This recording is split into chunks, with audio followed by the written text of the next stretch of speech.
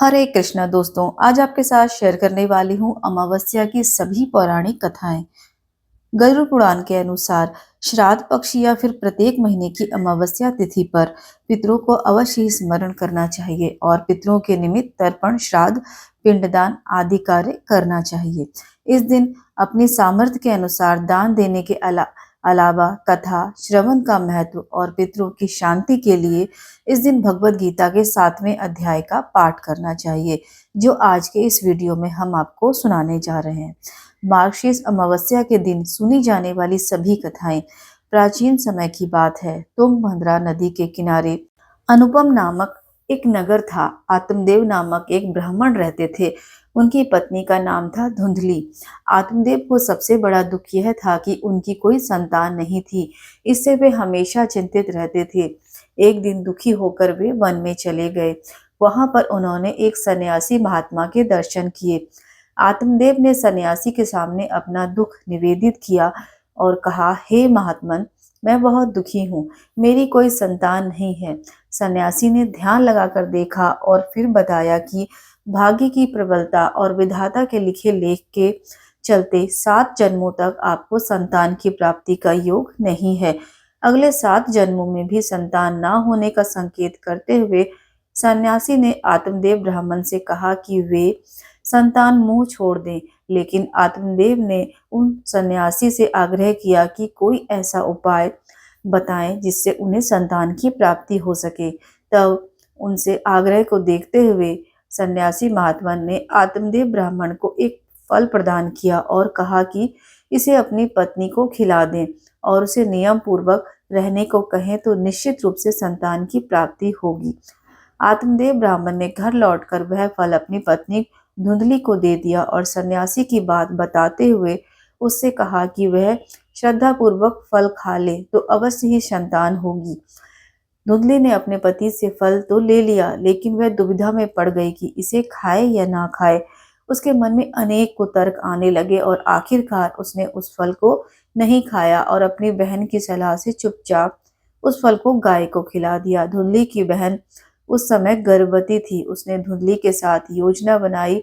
उसने उसके अनुसार जब उसके पुत्र हुए तो उसने अपने पुत्र को धुंधली को दे दिया।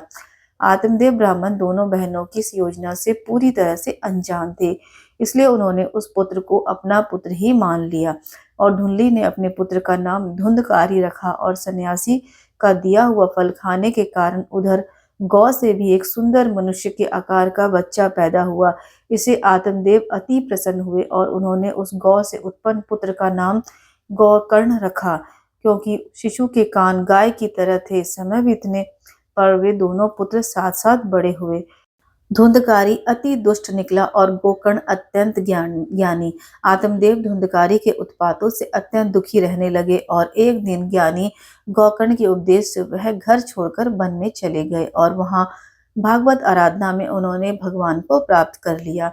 इधर धुंधकारी के उत्पात जारी रहे। नगर के बच्चों को नाद में बिठाता और नदी में ले जाकर सभी को तेज गति से नदी की धारा में डुबोकर मार देता। जब वो बचाने के लिए गिड़गिड़ाने लगते तो धुंधकारी खूब खुश होता। नगर के सभी लोग उससे बहुत परेशान थे, पर करते तो क्या करते। धुंधली इतना क्रूर था, दुष्ट था कि सभी उसके पास जाने से डरते थे। कौन सा ऐसा दुर्गुण था जो उस धुंधकारी में नहीं था। इधर गोकर्ण बड़े बड़े होकर विद्वान, पंडित और ज्ञानी निकले, जबकि धुंधकारी दुष्ट, नशेड़ी और क्रोधी और चोर, व्यभिचारी, अस्त्र शस्त्र धारण करने वाला, माता पिता को सताने वाला। उसने माता पिता की सारी संपत्ति व्यभिचार में पड़कर नष्ट कर दी। हद तो तब हो गई जब धुंधकारी ने एक दिन अपने पिता को मारकर घर से बाहर निकाल दिया। पिता रोने लगे और उसने दुखी होकर कहा, अच्छा होता अगर मेरी पत्नी बांझ ही रहती। जब पिता यह सोच रहा था तभी वहां से गोकर्ण आ गए। वह पिताजी को वैराग्य का उपदेश देने लगे और कहने लगे, पिताजी, आप सभी को छोड़कर प्रभु की शरण में वन में चलें और भगवत भजन करें। भगवत भजन से ही सबसे बड़ा धर्म है। गौ से उत्पन्न हुआ पुत्र गोकर्ण की बात मानकर आत्मदेव वन में चले गए। बाद में उनकी पत्नी धुंधली को धुंधकारी सताने लगा। उसने भी कुएं में कूदकर आत्महत्या कर ली। तब धुंधकारी 5 वेश्याओं के साथ रहने लगा। वेश्याएं उसे अपनी इच्छा अनुसार चलाती थी। धुंधकारी उन वेश्याओं के लिए ही अब धन जुटाने लगा। वह उनके लिए डाका डालता, चोरी करता और बाद में ये वेश्याएं सोचने लगे कि एक दिन अगर यह पकड़ा गया तो राजा इसके साथ हमें भी दंड देगा। यह सोचकर एक दिन वह वेश्याएं सोते हुए धुंधकारी को रस्सियों से उसका गला दबाने का प्रयास करने लगी। जब वह गला दबाने से भी नहीं मरा तो वह सभी मिलकर उसे दहकते अंगारों में डालने लगी। वहां वह तड़प तड़प कर मर गया। बाद में उसे गड्ढा खोदकर गाड़ दिया गया। मरने के बाद धुंधकारी भयंकर दुख देने झेलने और अपने कुकर्मों के कारण एक प्रेत बन गया। प्रेत बन जाने के बाद भूख और प्यास के कारण वह व्याकुल रहने लगा। रह रहकर वह चिल्लाता भी रहता, क्योंकि उसे अंगारों से जलाया गया था, इसलिए उसकी अनुभूति उसे अभी भी सता रही थी। उसे लगता था कि अभी भी उसका शरीर जल रहा है। एक दिन उसका भाई गोकर्ण उसके गांव में कथा करने आए। गोकर्ण सबसे नजर बचाते हुए अपने पुरखों के मकान में सोने चले गए। अपने ही घर में अपने भाई को सोया हुआ देखकर धुंधकारी खुश हो गया और आवाज लगाने लगा। गोकर्ण यह आवाज सुनकर पूछने लगे कि तुम कौन हो? तब धुंधकारी ने बताया कि मैं तुम्हारा भाई हूँ। मेरे कुकर्मों की तो गिनती ही नहीं की जा सकती। इसी कारण मैं प्रेत योनि में पड़ गया, यह दुर्दशा भोग रहा हूँ। भाई, अब तुम ही दया करके मुझे इस योनि से मुक्त दिला सकते हो। गोकर्ण ने कहा कि मुझे बड़ा आश्चर्य हो रहा है कि मैंने तो तुम्हारे लिए विधि पूर्वक गया जी में श्राद्ध किया, फिर भी तुम प्रेत योनि से मुक्त कैसे नहीं हुए? मैं कुछ और उपाय करता हूँ। कई उपाय करने के बाद भी जब धुंधकारी को मुक्ति नहीं मिली तो अंत में गोकर्ण ने सूर्यदेव से पूछा कि सूर्यदेव ने बताया कि श्रीमद् भागवत कथा सुनने से ही धुंधकारी की मुक्ति संभव हो सकती है, इसलिए तुम सप्ताह पारायण करो। तब गोकर्ण व्यास गद्दी पर बैठकर कथा कहने लगा। देश गांव से बहुत लोग कथा सुनने आने लगे। इतनी भीड़ हो गई कि सब आश्चर्य करने लगे। तब वह प्रेत धुंधकारी भी वहां आ पहुंचा और इधर उधर स्थान ढूंढने लगा। इतने में ही उसकी दृष्टि एक सीधे रखे हुए 7 गांठ वाली बांस पर पड़ी और वह वायु रूप से उसी में जाकर बैठ गया। जब शाम को कथा को विश्राम दिया गया तो एक बड़ी विचित्र बात हुई। सबके देखते ही देखते उस बांस की एक गांठ तड़-तड़ करती हुई फट गई। इसी प्रकार 7 दिनों में उस बांस की सातों गांठें फट गई और 12 स्कंद सुनाने से पवित्र होकर धुंधकारी एक दिव्य रूप धारण करके सामने खड़ा हो गया। उसने भाई को प्रणाम किया। तभी वैकुंठवासी पार्षदों के सहित एक विमान वहां उतरा और सबके देखते ही देखते धुंधकारी विमान पर चढ़ गए। उन पार्षदों को देखकर गोकर्ण ने कहा कि भगवान के प्रिय पार्षदों, यहाँ हमारे अनेक शुद्ध हृदय श्रोतागण हैं। उन सबके लिए भी एक एक बहुत से विमान क्यों नहीं लाए? यहाँ सभी ने तो समान रूप से कथा सुनी है, फिर फल इस प्रकार का भेदभाव क्यों? तब भगवान के पार्षदों ने कहा, इस फल के भेद का कारण इनमें श्रवण का भेद है। इन सभी ने एक समान रूप से कथा तो सुनी, किंतु उनके जैसा मनन नहीं किया। इस प्रेत ने 7 दिनों तक सुने हुए विषम को स्थिर से खूब मनन किया। ऐसा कहकर वे पार्षद वैकुंठ को चले गए। फिर अगले दिन पवित्र मास में गोकर्ण ने फिर उसी प्रकार सप्ताह क्रम से कथा कही और वहां भक्तों से भरे हुए विमानों के साथ भगवान प्रकट हो गए। उस गांव में कुत्ते और चांडाल पर्याप्त जितने भी जीव थे, सभी दिव्य देह धारण करके विमान पर चढ़ गए। भगवान उन सभी को योगी दुर्लभ गोलोक धाम में ले गए। इस कथा का सार यह है कि अपने माता पिता को कष्ट देने वाला व शराब पीने वाला व वैश्यगामी पुरुष प्रेत योनि प्राप्त कर अनंत काल तक भटकते रहते हैं। अब ना तो गोकर्ण की तरह कथा सुनाने वाले हैं और ना ही धुंधकारी की तरह स्थिर मन से कथा सुनने वाले। धुंधकारी को उसके पापों की सजा तो मिली, साथ ही उसने प्रेत योनि में रहकर भी सजा भुगती। बाद में वह उसे पछतावा हुआ तो भागवत कथा सुनकर उसका मन निर्मल हो गया और निर्मल मन होने के कारण उसके सारे संताप जाते रहे। बांस की 7 गांठें हमारी 5 इंद्रियों, छठे मन और 7वीं बुद्धि पर है लगी हुई अज्ञान की अशुद्धि की गांठें हैं। भागवत के श्रवण मनन से पूर्व धुंधकारी 5 इंद्रियों, छठे मन और 7वीं बुद्धि नामक 7 स्तरों पर अशुद्धि और ज्ञान से भरा हुआ था। यही उसका 7 गांठों वाले वास में बैठना है। भागवत के श्रवण मनन के पश्चात इन 7 स्तरों पर वह अशुद्धि और अज्ञान से मुक्त हो गया और यही बांस की 7 गांठों का फटना है। यही थी धुंधकारी की कहानी। प्रयागराज में त्रिवेणी संगम का जल पाप मुक्ति तो कराता ही है, साथ ही मोक्ष भी प्रदान करने वाला है। आइए जानते हैं प्रयागराज में त्रिवेणी संगम से जुड़ी एक प्राचीन कथा। आखिर कैसे कुंभ नगरी के त्रिवेणी जल की महिमा से एक प्रेत प्रेत योनि से मुक्त हो पाया। कहा जाता है कि अनादिकाल में केरल में वसु नामक एक ब्राह्मण रहता था, लेकिन उसका आचरण बहुत खराब था। उसके बंधुओं ने उसे भूमिहीन करके घर से निकाल दिया था और वे दुखी होकर निर्धनता से अपनी जन्मभूमि को त्याग कर इधर-उधर भटकने लगा। जंगलों से भटकता हुआ वह भूख और प्यास से व्याकुल ब्राह्मण बद्ध पर्वत पर पहुंच गया और वहां तड़पते हुए उसकी मृत्यु हो गई। कहा जाता है कि उसका दाह संस्कार न होने के कारण वह प्रेत बनकर वन की कंदराओं में चिरकाल तक निवास करता रहा। वह गर्मी सर्दी से परेशान बिना जल के हाहाकार करता हुआ भटकने लगा। एक दिन की बात है, उस मार्ग से एक यात्री घड़े में त्रिवेणी का जल लेकर भगवान जनार्दन के श्लोकों का पाठ करते हुए जा रहे थे। एकाएक प्रेत उसके सामने आ गया और उसने उस यात्री से कहा कि डरो मत, धर्मनिष्ठ मैं तुम्हारी गगरी से त्रिवेणी जल का पवित्र जल पीना चाहता हूँ, लेकिन अगर तुमने जल नहीं दिया तो मैं तुम्हारे प्राण ले लूंगा।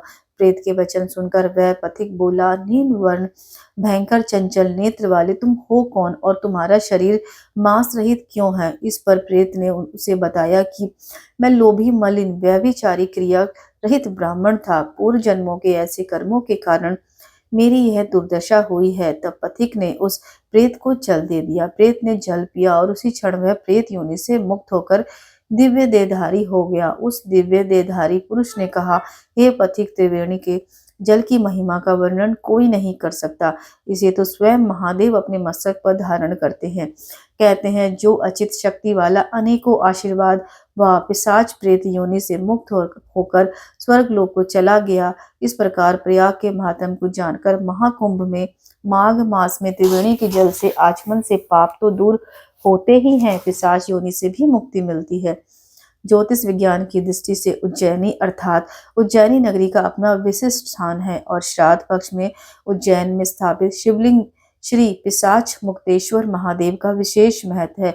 श्राद्ध पक्ष के इन 16 दिनों में 84 महादेव से 68वें नंबर पर आने वाले श्री पिशाच को मुक्तेश्वर महादेव पर शुद्ध गाय के दूध मिश्रित तिल, जौ, गंगा जल, शिप्रा आदि से अभिषेक करने से पितर तृप्त और प्रसन्न होते हैं। पूर्वज चाहे किसी भी योनि में प्रवेश कर गए हों, चाहे वे अकाल मृत्यु को प्राप्त हुए हों, चाहे उनका दह संस्कार विधिवत न किया गया हो, पिशाच मुक्तेश्वर महादेव उन्हें प्रेत योनि से मुक्त करते हैं। कलयुग में सोम का नाम का शत्रु था। मरने पर वह मरु देश में पिशाच योनि में पड़ गया। एक समय उसे मार्ग से हर एक विद्या जानकर ब्राह्मण मिला। उसे देखकर पिशाच उसे खाने के लिए दौड़ा। ब्राह्मण ने रथ के पहिए की घड़घड़ाहट सुनकर वह पिशाच घबरा गया। तब ब्राह्मण ने कहा, तुम्हें डरने की जरूरत नहीं है। तब पिशाच ने यह जानकर कि ब्राह्मण तो विद्वान और ज्ञाता है, उससे पूछा कि पिशाच योनि किस कर्म करने से मिलती है और कौन से पुण्य से पिशाच योनि से मुक्ति संभव है। तब ब्राह्मण देवता ने बताया कि द्रव्य हरण करने और देवता के द्रव्य को चुराने वाला पिशाच योनि को प्राप्त करता है। ब्राह्मण देवता के यह वचन सुनकर पिशाच ने मुक्ति का मार्ग पूछा। तब उन्होंने बताया कि तीर्थ नगरी में अवंतिका में पिशाचत्व को नाश करने वाले महादेव हैं, श्री पिशाच मुक्तेश्वर महादेव। उनके दर्शन मात्र से तुम्हें पिशाच योनि से मुक्ति मिल जाएगी। तब वह पिशाच महाकाल वन में गया और उसने शिप्रा नदी में स्नान किया और दिव्य लिंग के दर्शन किए। तब उसे पिशाच योनि से मुक्ति मिल गई और वह विष्णु लोक को प्राप्त हुआ। जो व्यक्ति पितृपक्ष में श्री पिशाच मुक्तेश्वर लिंग के दर्शन और अभिषेक करते हैं, उनके पितरों का मोक्ष हो जाता है और उन्हें प्रेत या पिशाच योनि से भी मुक्ति मिल जाती है। एक बार किसी नगरी में एक राजा राज्य करता था। उसकी प्रजा और परिवार सब आनंद पूर्वक रहा करते थे। राजा की रानी बहुत ही धार्मिक थी और प्रजा भी अपनी रानी को बहुत ही प्रेम किया करती थी। राजा के महल के सामने एक साहूकार की हवेली थी। राजा की रानी व साहूकार की पत्नी में मित्रता थी। एक दिन की बात है, साहूकार की हवेली से साहूकार की पत्नी के रोने की आवाज आने लगी। उसकी पत्नी बहुत जोर जोर से रोकर विलाप कर रही थी। रानी ने हवेली में रोने की आवाज सुनी तो राजा ने इस रोने का कारण पूछा। तब राजा ने बताया कि साहूकार का पुत्र मर गया है, इसी कारण साहूकार की पत्नी और वह बहुत दुखी है। रानी बहुत भोली वाली थी। रानी ने राजा से कहा, महाराज दुख क्या होता है? राजा को समझ नहीं आया कि रानी अब भला कैसे समझाए कि दुख क्या होता है। तब रानी फिर से बोली, महाराज बताइए ना। तब राजा ने रानी से कहा, तुम अपने राजकुमार को मार दो तो पता चल जाएगा कि दुख क्या होता है। महारानी ने अपने राजकुमार को महल से नीचे गिरा दिया, लेकिन अमावस्या माता की कृपा से राजकुमार गोबर के ढेर के ऊपर जाकर गिरा और उसे कुछ भी नहीं हुआ। तब रानी अपने राजकुमार को देखकर नीचे आ रही थी कि राजकुमार के सामने से आते हुए रानी को देखा। यह देखकर राजा भी हैरान रह गया कि इतनी ऊपर से गिरने के बाद भी राजकुमार को कुछ नहीं हुआ। रानी ने राजा से फिर पूछा, महाराज बताइए ना, दुख क्या होता है। उस समय पड़ोसी राज्य के राजा ने सैनिक युद्ध कर रहे थे। राजा ने रानी से कहा कि अब मैं युद्ध में अकेला जा रहा हूँ। जब तुम्हें मेरे मरने का समाचार मिलेगा तब तुम्हें पता चलेगा कि दुख क्या होता है और तब तुम्हें एहसास हो जाएगा। यह कहकर राजा ने युद्ध के लिए प्रस्थान किया, लेकिन भगवान और अमावस्या माता की कृपा से वह राजा युद्ध जीतकर सही सलामत घर आ गया। अब भी रानी को पता नहीं कि दुख क्या होता है। अब तो राजा को भी आश्चर्य होने लगा। उसी समय महारानी महाराज के पास आई और वह वही प्रश्न फिर से दोहराने लगी कि महाराज, आप मुझे दुख के बारे में कैसे नहीं बताएंगे। आप मुझे कैसे बताएंगे क्या होता है दुख। तब राजा ने सोचा कि रानी को एहसास कैसे दिलाया जाए। तब कुछ देर के बाद सोचने के बाद राजा ने रानी को बुलाकर कहा, महारानी, अब हम गंगा जी की यात्रा करने जा रहे हैं। वहां मैं गंगा जी की धरा में कूद जाऊंगा, तब तुम्हें पता चलेगा कि दुख क्या होता है। अब रानी ने गंगा यात्रा की तैयारी प्रारंभ कर दी और आवश्यक सामान और रास्ते में भोजन की सामग्री का प्रबंध कर यात्रा के लिए प्रस्थान किया। इधर कैलाश पर्वत पर भगवान शिव ने देवी पार्वती से कहा, देवी, आज मैं तुम्हें कलयुग में सुखी आत्मा के दर्शन कराऊंगा। अब मैं तुमसे जैसा कहता हूँ वैसा करो। तब भगवान शिव ने बकरे का और देवी ने बकरी का रूप धारण किया और एक बावड़ी के पास वे घास चरने लगे। इतने में ही राजा और रानी की सवारी आ गई। रानी ने सुंदर छाया और बावड़ी को देखा तो राजा से कहा, हम यहीं पर थोड़ी देर विश्राम और जलपान करने के बाद आगे बढ़ेंगे। अब राजा और रानी ने वहां पर जलपान किया। उसके बाद राजा पानी लेने के लिए बावड़ी में गया। उस समय बकरी का रूप धारण किए हुए देवी पार्वती ने वहां बकरे का रूप धारण किए हुए भगवान शिव से पूछा, प्रभु, इस रानी ने दुख देखना है, मगर क्या कारण है इसे दुख नहीं मिलता। रानी ने बकरा और बकरी को मनुष्य की भाषा में बोलते देखा और उसने यह सुन लिया कि भगवान शिव माता पार्वती से बात कर रहे हैं। यह रानी अमावस्या व्रत करती है, इसलिए इसे आजीवन कोई दुख नहीं भोगना पड़ता और ये अपने व्रतों के प्रभाव से इस तरह इस जन्म में रानी बनी है और सुखद का आनंद ले रही है। देवी, यह राजा गंगा में भी नहीं मरेगा। रानी ने उसकी बात सुनी। तभी राजा पानी लेकर वापस आया और रानी से कहा, राजा को वह सारी घटना सुनाई। इसके बाद तीर्थ यात्रा पूरी करके वे दोनों अपनी नगरी को वापस चले आए। अब राजा ने अपने राज्य में प्रजा को अमावस्या का व्रत करने की आज्ञा दी। राजा ने कहा कि हर अमावस्या को अमावस माता की पूजा करके कथा करना।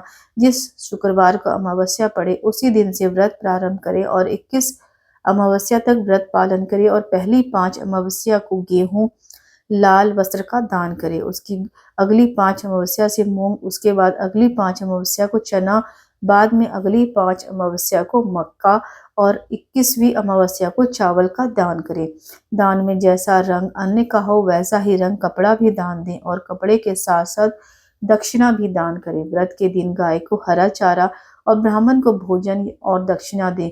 जो मनुष्य श्रद्धा पूर्वक इस प्रकार व्रत करेगा, अमावस माता और भगवान शिव की कृपा से वह हर दुख से मुक्ति हो जाएगा। यह थी अमावस्या माता की कथा। अब सुनिए श्रीमद् भगवद गीता के 7वें अध्याय का हिंदी अनुवाद। श्री भगवत उवाच। श्रीमद् भगवद गीता के 7वें अध्याय में भगवान श्री कृष्ण अर्जुन से कहते हैं, पार्थ, मुझ में आसक्त मन वाले, योग में निरंतर लगे हुए, मुझ पर आश्रित भक्तजन मुझे संपूर्ण रूप से बिना किसी संदेह के किस प्रकार जानेंगे, यह तुम मुझसे सुनो। हरे कृष्ण। प्रिय श्रोताओं, यह पितृपक्ष का पावन समय है जब हम अपने पूर्वजों को स्मरण करके उसके प्रति श्रद्धा और कृतज्ञता अर्पित करते हैं।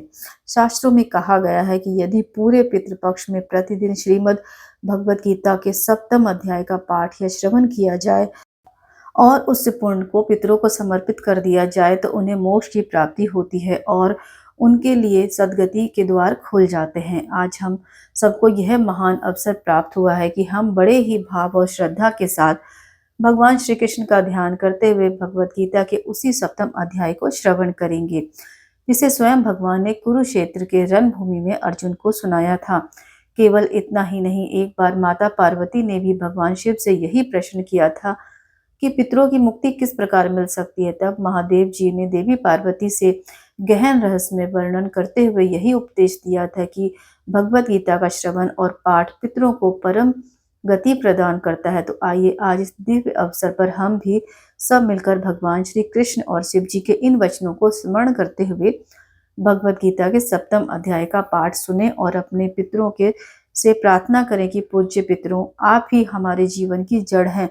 आपसे ही यह वंश वृक्ष फलवित और पुष्पित हुआ है। हम सभी आपको बारंबार नमन करते हैं। यह जाने अनजाने हमसे किसी भी प्रकार से आपको दुख पहुंचाया है तो हम अपनी भूल के लिए आपसे क्षमा याचना करते हैं। आप हमें आशीर्वाद दें। हमारे जीवन में धर्म, सत्य और करुणा का वास हो। ओम पितृभ्य सुधा नमः। ओम पितृभ्य देवताभ्य नमः। अब सुनिए श्रीमद् भगवत गीता के 7वें अध्याय के सभी श्लोक का हिंदी अनुवाद। भगवान श्री कृष्ण अर्जुन से कहने लगे, हे पार्थ, अनन्य प्रेम से मुझ में आसक्त और अनन्य भाव से मेरे परायण होकर योग में लगा हुआ तू जिस प्रकार से संपूर्ण विभूति, बल, ऐश्वर्य आदि गुणों से युक्त सबके आत्म रूप मुझको संशय रहित जानेगा, उसको सुन। मैं तेरे इस विज्ञान सहित तत्व का ज्ञान को संपूर्णता दया से कहूंगा, जिसको जानकर संसार में फिर और कुछ भी जानने योग्य शेष नहीं रह जाता। हजारों मनुष्यों में से कोई एक मेरी प्राप्ति के लिए यत्न करता है और उस यत्न को करने वाले योगियों से भी कोई एक मेरे परायण होकर मुझे तत्व से अर्थात यथार्थ रूप से जानता है। पृथ्वी, जल, अग्नि, वायु, आकाश, मन, बुद्धि और अहंकार भी इस प्रकार से, यह 8 प्रकार से विभाजित मेरी प्रकृति है। यह 8 प्रकार के भेदों वाली तो अपरा अर्थात मेरी जड़ प्रकृति है। और हे महाभाव, इससे दूसरी को, जिससे यह संपूर्ण जगत धारण किया जाता है, मेरी जीव रूपा परा अर्थात चेतन प्रकृति जान है। हे अर्जुन, तू ऐसा समझ कि संपूर्ण भूत इन दोनों प्रकृतियों से ही है उत्पन्न होने वाले, और मैं संपूर्ण जगत का प्रभाव तथा प्रलय हूँ, अर्थात संपूर्ण जगत का मूल कारण हूँ। हे धनंजय, मुझ में भिन्न दूसरा और कोई परम कारण नहीं है। यह संपूर्ण जगत सूत्र में सूत्र के मणियों के समान मुझ में गुथा हुआ है। हे अर्जुन, मैं जल में रस हूँ, चंद्रमा और सूर्य में प्रकाश हूँ, संपूर्ण वेदों में ओंकार हूँ, आकाश में शब्द हूँ, पुरुषों में पुरुषत्व हूँ, मैं पृथ्वी में पवित्र ग्रंथ हूँ और अग्नि में तेज हूँ और संपूर्ण भूतों में उनका जीवन हूँ और तपस्वियों में तप हूँ। हे अर्जुन, तू संपूर्ण भूतों का सनातन बीज मुझको ही जान। मैं बुद्धि की बुद्धि और तेजस्वियों का तेज हूँ। हे भरत श्रेष्ठ, मैं बलवानों का आसक्ति और कामनाओं से रहित बल अर्थात सामर्थ हूँ और सब भूतों के धर्म के अनुकूल अर्थात शास्त्र के अनुकूल काम हूँ। और जो सतगुण से उत्पन्न होने वाले भाव है, जो रजोगुण से होने वाले भाव हैं, उन सबको तो मुझ में ही होने वाले हैं, ऐसा जान। परंतु वास्तव में उनमें मैं और मुझ में मैं नहीं। गुणों का कार्य रूप सात्विक, राजस और तामस है। इन तीनों प्रकार के भावों से ये भरा संसार प्राणी समुदाय मोहित हो रहा है। इसलिए इन तीनों गुणों से परे मुझ अविनाशी को नहीं जानता, क्योंकि यह अलौकिक अर्थात अति अद्भुत त्रिगुणमयी मेरी माया बड़ी दुस्तर है। परंतु जो पुरुष केवल मुझको ही निरंतर भजते हैं, वे इस माया को उल्लंघन कर जाते हैं, अर्थात संसार से तर जाते हैं। माया द्वारा जिनका ज्ञान हरा जा चुका है, ऐसे असुर स्वभाव को धारण किए हुए पुरुष में नीच दूषित कर्म करने वाले मूढ़ लोग मुझे नहीं भजते। हे भरत वंशियों में श्रेष्ठ अर्जुन, उत्तम कर्म करने वाले अर्थार्थी अर्थात सांसारिक पदार्थों के लिए भजने वाला अर्थात संकट निवारण के लिए भजने वाला जिज्ञासु अर्थात मेरे को यथार्थ रूप से जानने की इच्छा से भजने वाला और ज्ञानी, ऐसे 4 प्रकार के भक्तजन मुझको भजते हैं। उनमें नित्य मुझ में एकाकी भाव से स्थित अनन्य प्रेम भक्ति वाला ज्ञानी भक्त अति उत्तम है, क्योंकि मुझको तत्व से जानने वाले ज्ञानी को मैं अत्यंत प्रिय हूँ और अन्य वह ज्ञानी मुझे अत्यंत प्रिय है, यह भी उद्धार है। परंतु ज्ञानी तो साक्षात मेरा स्वरूप ही है, ऐसा मेरा मत है, क्योंकि वह मदमत मन बुद्धि वाला ज्ञानी भक्ति अति उत्तम गति स्वरूप मुझ में ही अति अच्छी प्रकार से स्थित है। बहुत जन्मों के अंत के जन्म में तत्व ज्ञान को प्राप्त पुरुष सब कुछ वसुदेव ही है। इस प्रकार मुझको भजता है वह महात्मा अत्यंत दुर्लभ है। उन भोगों की कामना द्वारा जिनका ज्ञान हरा जा चुका है, वे लोग अपने स्वभाव से प्रेरित होकर उस नियम को धारण करके अन्य देवताओं को भजते अर्थात पूजते हैं। जो जो सकाम भक्त है, जिस देवता के स्वरूप को श्रद्धा से पूजना चाहता है, उस भक्त की श्रद्धा को मैं उसी देवता के प्रति स्थिर करता हूँ। वह पुरुष उस श्रद्धा से युक्त होकर उस देवता का पूजन करता है और देवता से मेरे द्वारा ही विधान किए हुए उन इच्छित भोगों को निस्संदेह प्राप्त करता है। परंतु उन अल्प बुद्धि वालों को वह फल नाशवान है। वे देवताओं को पूजन करने वाले देवताओं को प्राप्त होते हैं और मेरे भक्त चाहे जैसे ही भजे अंत में वे मुझको ही प्राप्त होते हैं। आप जानिए कि भगवत गीता के 7वें अध्याय में भगवान के प्रभाव और स्वरूप को ना जानने वाले की निंदा और जानने वाले की महिमा का वर्णन किस प्रकार किया गया है। भगवान श्री कृष्ण कहते हैं, बुद्धिमान पुरुष मेरे अनुत्तम अविनाशी परम भाव को न जानते हुए मन बुद्धि इंद्रियों से परे मुझ सच्चिदानंद परमात्मा को मनुष्य की तरह जन्म कर व्यक्ति भाव को प्राप्त हुआ मानते हैं। अपने योग माया में छिपा हुआ मैं सबके सामने प्रत्यक्ष नहीं होता, इसलिए यह अज्ञानी जन समुदाय मुझ जन्म रहित अविनाशी परमेश्वर को नहीं जानता, अर्थात मुझको जन्म मरने वाला समझता है।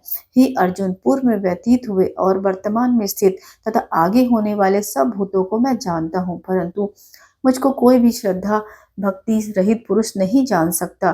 भरतवंशी अर्जुन, संसार में इच्छा और द्वेष से उत्पन्न सुख दुख आदि द्वंद्व रूप मोह से संपूर्ण प्राणी अत्यंत अज्ञाता को प्राप्त हो रहे हैं, परंतु निष्काम भाव में श्रेष्ठ कर्मों का आचरण करने वाले जिस पुरुषों का पाप नष्ट हो गया है, वे राग द्वेष जनित द्वंद्व रूप मोह से मुक्त दृढ़ निश्चय भक्त मुझको सब प्रकार से भजते हैं।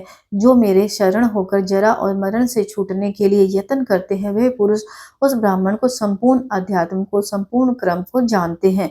जो पुरुष अधिभूत और आदिदेव सहित है, अधियज्ञ सहित अर्थात सबका आत्मरूप मुझे अंत काल में भी जानते हैं, वे युक्त चित वाले पुरुष मुझे जानते हैं, अर्थात मुझ में लीन हो जाते हैं, मुझे प्राप्त हो जाते हैं। प्रिय श्रोताओं, इस प्रकार भगवत गीता के 7वें अध्याय का पाठ समाप्त हुआ। अब हम सभी भगवान शिव और देवी पार्वती के मध्य हुए पितरों के दिव्य संवाद की कथा सुनेंगे। भगवान शिव देवी पार्वती जी से कहते हैं, हे देवी, अब मैं तुम्हें श्रीमद् भगवत गीता के 7वें अध्याय की महिमा सुनाऊंगा, जिसे सुनकर ऐसा लगता है कि कान दिव्य अमृत से भर गए हों। पाटलिपुत्र एक बड़े नगर का नाम था, जिसके कई विशाल द्वार थे। उसी नगर में शंकुकर्ण नाम का एक ब्राह्मण रहता था। उससे व्यापारी का व्यवसाय अपना लिया था और बहुत सारी धन संपदा अर्जित कर ली थी, परंतु उसने कभी किसी का धार्मिक कार्य नहीं किया था, ना ही अपने पूर्वजों के निमित्त आवश्यक कर्म कांड किए थे। इस प्रकार वह धनवान तो हो गया था, इतना धनवान कि बड़े से बड़े राजा भी उसके आगे घर आकर भोजन किया करते थे। शंकुकर्ण अत्यंत कंजूस भी था और उसने अपना धन भूमि में दबाकर छिपा रखा था। एक बार वह ब्राह्मण जब अपने बच्चों और अन्य संबंधियों के साथ अपने चौथे विवाह के उद्देश्य से जा रहा था, तो वो रात्रि विश्राम के लिए एक स्थान पर रुके और जब वह सो रहा था तो एक सर्प ने आकर उसे डस लिया। जब उसके पुत्रों और संबंधियों को पता लगा कि उसे सर्प ने डस लिया है, तो उन्होंने वैद्यों और मंत्रों जाप को बुलाया, परंतु कोई भी शंख की सहायता नहीं कर सका और शीघ्र ही उसकी मृत्यु हो गई। इसके बाद उसे एक प्रेत सर्प का शरीर धारण करना पड़ा। वह केवल अपने धन के विषय में ही सोचता था, जो उसके घर के पास ही गड़ा हुआ था। उसने अपने परिवार को भी अपने छिपे हुए धन के बारे में नहीं बताया था। प्रेत सर्प के रूप में वह उसी स्थान पर निवास करता जहाँ उसका धन था, ताकि कोई और उसके धन को ना ले जा सके। कुछ समय बाद वह प्रेत सर्प के जाल में फंसकर थक गया और उसने अपने पुत्रों को स्वप्न में दर्शन देकर सहायता करने का अनुरोध किया। अगली सुबह जब उसके आलसी बेटे जागे तो उन्होंने एक दूसरे को देखे स्वप्न में विषय में बताया। उसके एक बेटे ने हाथ में एक बड़ा सा खुदाई का औजार लिया और उस जगह पर गया जहां उसके पिता ने बताया था कि वह रहता है। वहां पहुंचकर उसे एहसास हुआ कि उसे तो ठीक ठीक पता ही नहीं था कि धन आखिर कहाँ गड़ा है। वह बेटा बहुत लालची था, तो उसने बहुत देर तक उस छुपे हुए धन को ढूंढने का प्रयास किया। आखिरकार उसे सांप का एक बिल दिखाई दिया, जिसे उसे तुरंत खोदना शुरू किया और थोड़ी ही देर में एक बहुत बड़ा और भयानक सर्प उस बिल से बाहर निकला और बोला, अरे मूर्ख, तुम कौन हो? यहाँ क्यों आए हो? तुम्हें किसने भेजा है और तुम इस जगह खुदाई क्यों कर रहे हो? मेरे प्रश्नों का उत्तर दो। उस पुत्र ने उत्तर दिया, मैं आपका पुत्र हूँ और मेरा नाम सुनग है।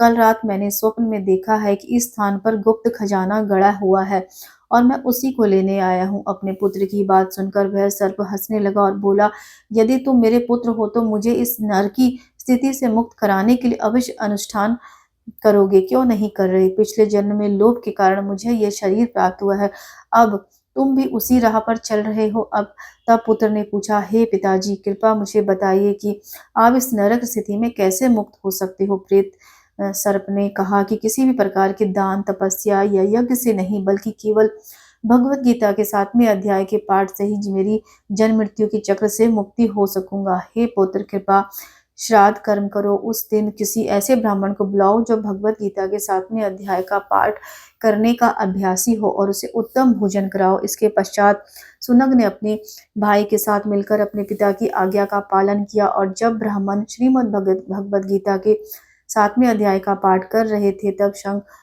शंखकर्ण ने उस भयावह प्रेत सर्प शरीर को त्याग कर दिव्य चतुर्भुज शरीर प्राप्त किया और उस समय उन्होंने अपने पुत्रों को आशीर्वाद दिया, उन्हें अपने धन का स्थान बताया और फिर बैकुंठ लोक चले गए। जिन पुत्रों का मन भगवान कृष्ण की भक्ति में लग गया और उन्होंने उसी धन का उपयोग अब मंदिर बनवाने, कुएं और तालाब खुदवाने तथा अन्य दान में किया और वे सभी प्रतिदिन श्रीमद् भगवत गीता के 7वें अध्याय का पाठ करने लगे और शीघ्र ही उन सभी को भगवान श्री कृष्ण के चरण कमलों की प्राप्ति हो गई। भगवान शिव देवी पार्वती जी से कहते हैं कि देवी, इसी प्रकार मैंने तुम्हें श्रीमद् भगवत गीता के 7वें अध्याय की अद्भुत महिमा सुनाई है। जो कोई इस महात्म को सुनेगा वह सभी पापों से मुक्त हो जाएगा। सभी प्रेम से बोलिए, श्रीमद् भगवत गीता की जय। श्री कृष्ण भगवान की जय।